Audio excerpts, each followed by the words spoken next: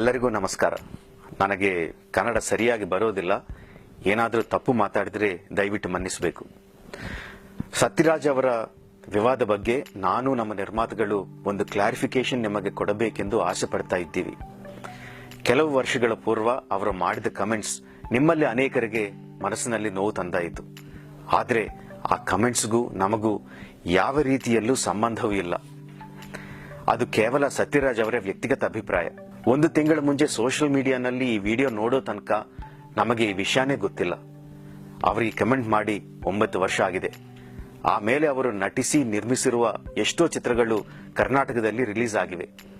Bahubali part 1 ಕೂಡ release ಆಗಿದೆ.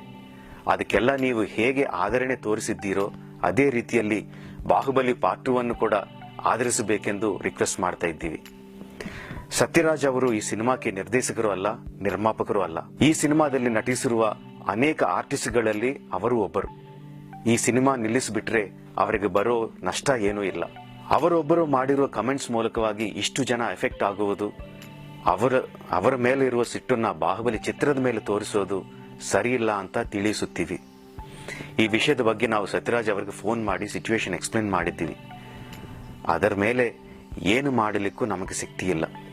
ನಮಗೆ ಸಂಬಂಧ ಇಲ್ಲದೇ ಇರುವ ಈ ವ್ಯವಹಾರದಲ್ಲಿ ನಮ್ಮನ್ನು ಇನ್ವಾಲ್ವ್ ಮಾಡಬಾರದಂತ ಮತ್ತೊಮ್ಮೆ ನಿಮ್ಮೆಲ್ಲರನ್ನ ರಿಕ್ವೆಸ್ಟ್ ಮಾಡ್ತಾ ಇದ್ದೀವಿ. ನಿಮ್ಮ ಪ್ರೀತಿ ಸದಾ ನಮ್ಮ ಮೇಲೆ ಇರಬೇಕೆಂದು ಆಸೆ. ಹೃದಯಪೂರ್ವಕ ಧನ್ಯವಾದಗಳು. ನಮಸ್ಕಾರ.